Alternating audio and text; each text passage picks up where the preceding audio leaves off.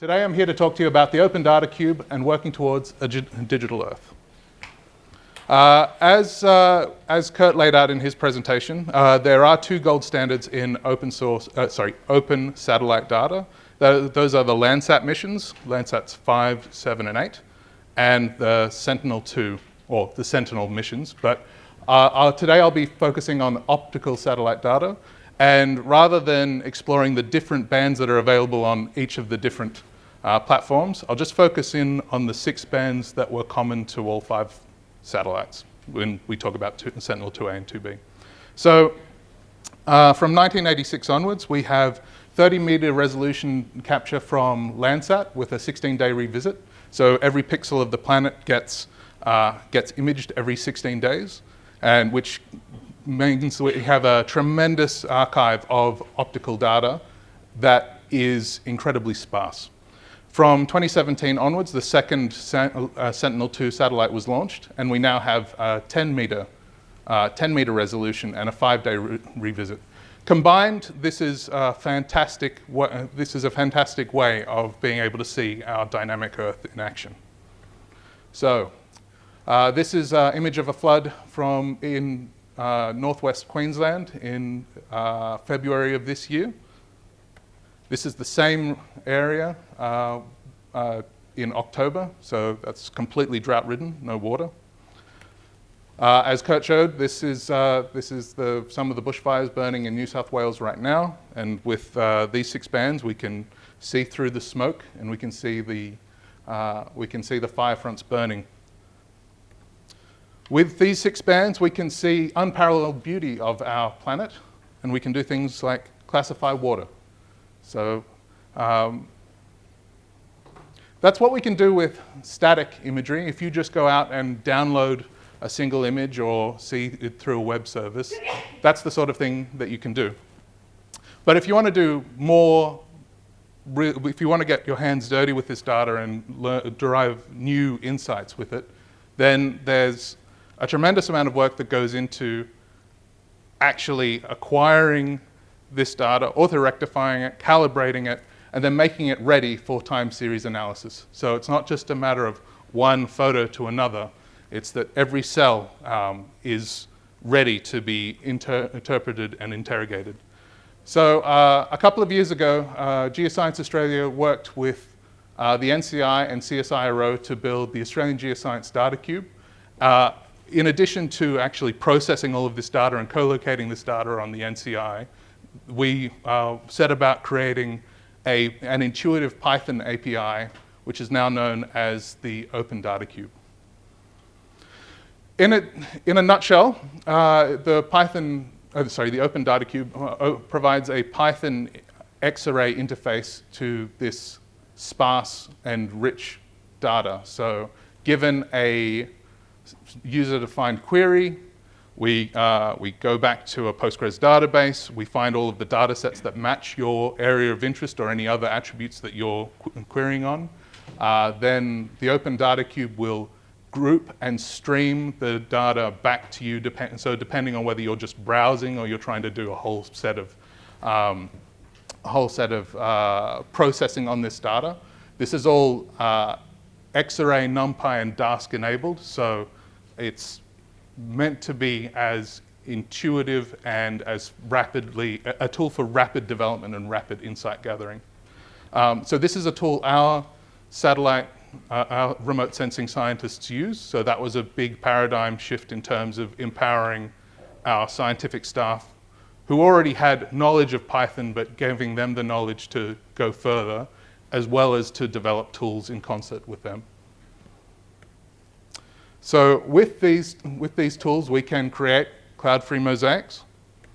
We can classify the ground cover using the Joint Remote Sensing Research Program's fractional cover and in this ternary image, we have the bright greens as healthy photosynthetic vegetation, the blue as non-photosynthetic vegetation, and red as bare soil. And in this is a representation of how often water is identified in a particular place. So we have the deep blue or purple at the top is where, well, it's ocean, so we always see water there. And then with these Reds and yellows, they're things that have been imaged maybe 5% or less of the time, so they're actually floods. So this particular color scheme helps you see both where standing water is and always has been, but also where irregular inundations of water can occur. And recently we did a lot of work into mapping out the intertidal regions around Australia using Landsat. So using a tidal model, we're able to identify all of the low tide images and contrast them with the high tide images and develop a digital elevation model for this region of Australia. So at the close of the Australian Geoscience Data Cube, or rather the transition to Digital Earth Australia, we had all of this, we had petabytes of data located on the ANU's supercomputer, which was fantastic for us to use and other users of the ANU, but it wasn't particularly accessible to our government partners, and it wasn't particularly accessible to to the public at large. So there were two driving goals of Digital Earth Australia. So that was to apply remote sensing science and satellite information to aid government decisions and policy making, and to work with industry innovators to stimulate economic growth for Australia using satellite imagery. For us, the strategy was the same. We needed to make the data accessible, we needed to make the software more usable, and we needed to work closely and alongside our stakeholders. So today, all of the data that DEA produces is available from NCI through Threads or through Amazon Web Services via S3.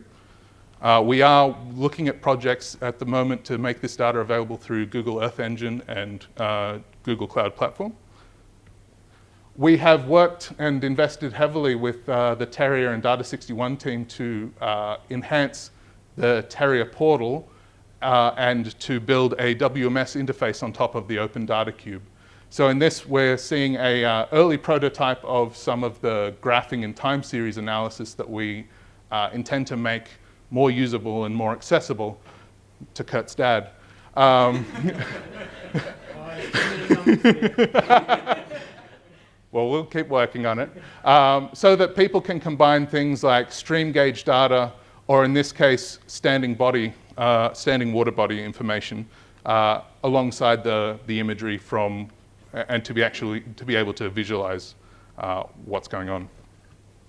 We have worked really hard with Frontier SI to make the Jupyter notebooks that our scientific staff develop in available to everyone.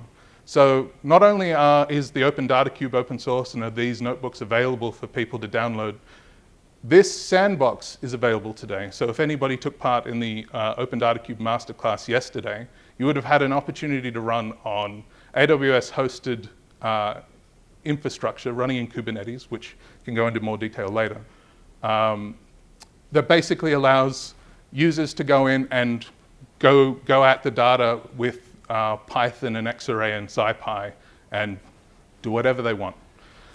If you run a Bitcoin miner, we'll kick you out.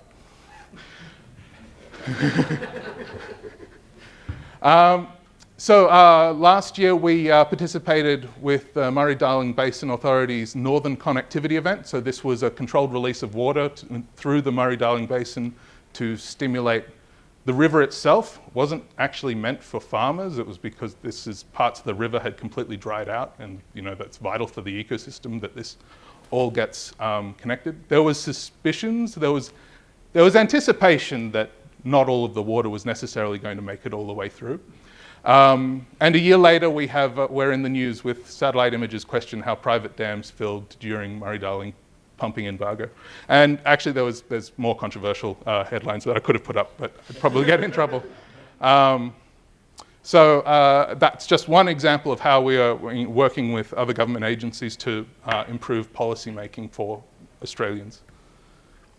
For the industry engagement, we partnered with Frontier SI to work closely with all sectors of private industry within Australia to figure out what we could be doing, how we could make this data more accessible, how we can make these insights more accessible, what do people want.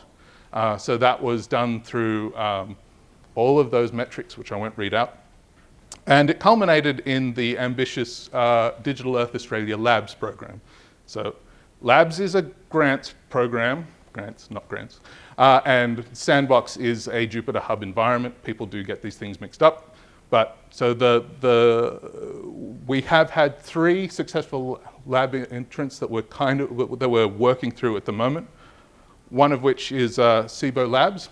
So their particular labs project is to investigate using AWS serverless to enhance their pasture biomass products. So this is an information system that allows farmers to figure out how healthy their pastures and fields are so that they can do better rotation of their livestock and feed and be more responsible and successful. And to the culmination of a lot of this work has been, particularly this year, has been to create this capability for Africa. So I wouldn't say partnered, we were very lucky that the United States Geological Survey Organization gave us access to their collection 2 data early, and we were able to, only for Landsat 8 at the moment, but it is anticipated that Landsats 5, 7, and 8 will all be available for the entire world at an analysis-ready processing level from, we'll say June next year. It's supposed to be earlier. That's the conservative estimate. But last week at the Geoministerial event, we were able to show a cloud-free mosaic of Africa, which was just one of the many different derived and decision-ready products that we were able to produce and demonstrate. So this is all still a work in progress. This has its own sandbox if people want to go and play with this data. Once again, this is available through Terrier. And we are frequently being approached by other countries who want a data cube, want to find out more about how they can build a data cube.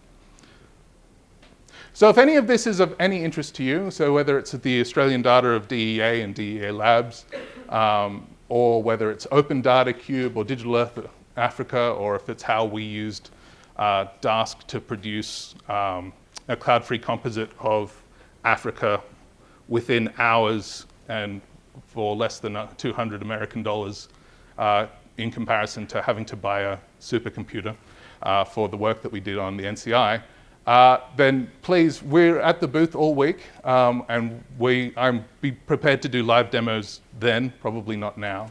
And there's a huge amount of resources here that you can tap into. In particular, we're always available on Slack, so if you're interested, you can invite yourself to our Slack channel and say hello.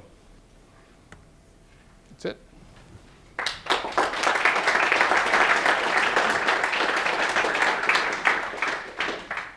All right, thanks very much, Dave, for that. Do we have any questions from the audience to get going?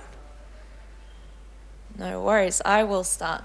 So I think it's really great that you've been able to take all the success that you've had with Digital Earth Australia and start bringing that over to Africa. I wondered if you could talk a little more about sort of what was easy to bring over and what were some of the challenges or differences. Yeah, okay.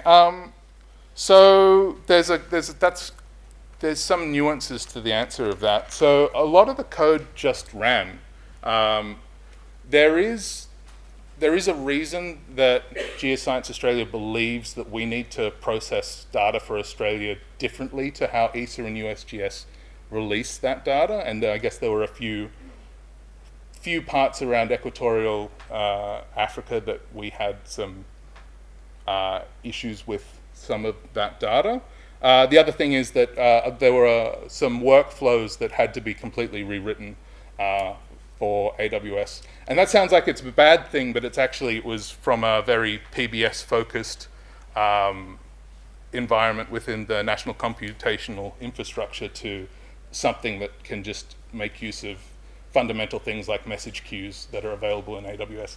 I mean, we are focused and committed to making sure that all of this infrastructure and code is all open source and will run anywhere. So we developed in Kubernetes and tried to do as much of the processing lean into Dask, which is hard, but was really rewarding in the end. So yeah, kind of answers your question, but touches, yeah. No, that's great, thanks. Do we have any questions from the audience?